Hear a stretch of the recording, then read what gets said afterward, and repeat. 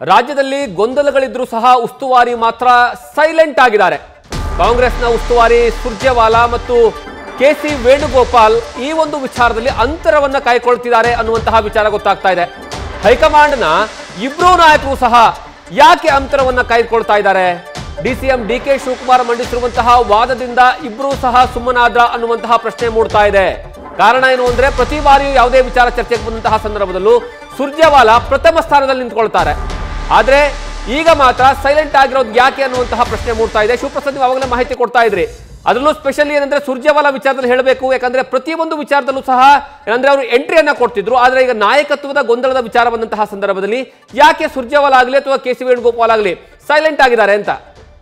ಖಂಡಿತವಾಗಿಯೂ ಜಗದೀಶ್, ಹೀಗಾಗಿ ರಾಜ್ಯದಲ್ಲಿ ನಡೀತಾ ಇರ್ತಕ್ಕಂಥ ಕೆಲವೊಂದಿಷ್ಟು ಬೆಳವಣಿಗೆಗಳ ವಿಚಾರ ಕುರಿತಂತೆ ರಾಜ್ಯ ಉಸ್ತುವಾರಿ ರಣದೀಪ್ ಸಿಂಗ್ ಸುರ್ಜೇವಾಲಾ ಅವರು ಅಂತರವನ್ನು ಕಾಯ್ದುಕೊಂಡಿದ್ದಾರೆ. ಕಳೆದ ಲೋಕಸಭೆ ಚುನಾವಣೆ, ಸಾರ್ವತ್ರಿಕ ಚುನಾವಣೆಯ ಸಂದರ್ಭದಲ್ಲಿ ಉಸ್ತುವಾರಿಯಾಗಿ ಪಕ್ಷವನ್ನು ಸಮರ್ಥವಾಗಿ ನಿಭಾವಣೆ ಮಾಡಿದ್ರು. ಹಲವು ನಾಯಕರನ್ನ ವಿಶ್ವಾಸಕ್ಕೆ ತೆಗೆದುಕೊಳ್ಳೋದ್ರ ಜೊತೆಗೆ ಇತರ ನಾಯಕರನ್ನು ಕೂಡ ಪಕ್ಷಕ್ಕೆ ಸೆಳೆದಿದ್ರು. ಅದು ಕೂಡ ಪ್ಲಸ್ ಪಾಯಿಂಟ್ ಆಗಿತ್ತು. ಅದು ಸಾರ್ವತ್ರಿಕ ಚುನಾವಣೆ ಇರ್ಬೋದು, ಜೊತೆಗೆ ಲೋಕಸಭೆ ಚುನಾವಣೆಯಲ್ಲೂ ಕೂಡ ಪಕ್ಷದ ಪಾಲಿಗೆ ವರದಾನ ಆಗಿತ್ತು ಅಂತಾನೆ ಹೇಳ್ಬೋದು.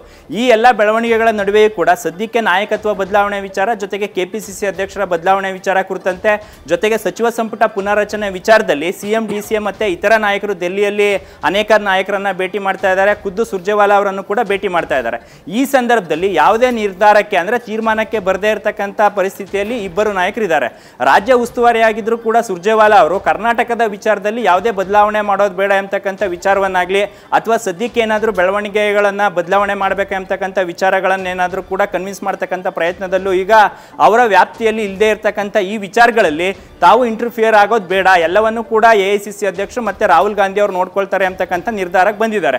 ಹಾಗಾಗಿ ಸದ್ಯದ ಮಟ್ಟಿಗೆ ಡಿಸಿಎಂ ಮತ್ತೆ ಸಿಎಂ ಜೊತೆ ಅಂತರವನ್ನ ಕಾಯ್ದುಕೊಳ್ಳೋದ್ರ ಜೊತೆಗೆ ಯಾವುದೇ ಒಂದು ಈ ರೀತಿಯ ಬೆಳವಣಿಗೆಗಳಾದಂಥ ಸಂದರ್ಭದಲ್ಲಿ ರಾಜ್ಯಕ್ಕೆ ಭೇಟಿ ನೀಡ್ತಾ ಇದ್ರು. ಅನೇಕ ನಾಯಕರ ಜೊತೆ ಖುದ್ದು ಮಾತುಕತೆಯನ್ನಾಡಿ ಯಾವುದೇ ಗೊಂದಲಗಳು ಕೂಡ ಮೂಡದಂತ ನಿಟ್ಟಿನಲ್ಲಿ ಅವ್ರದೇ ಆದಂಥ ಸ್ಟ್ರಾಟಜಿಯನ್ನ, ಕೆಲವೊಂದಿಷ್ಟು ಮಾಹಿತಿಯನ್ನು ಕೂಡ ನೀಡ್ತಾ ಇದ್ರು.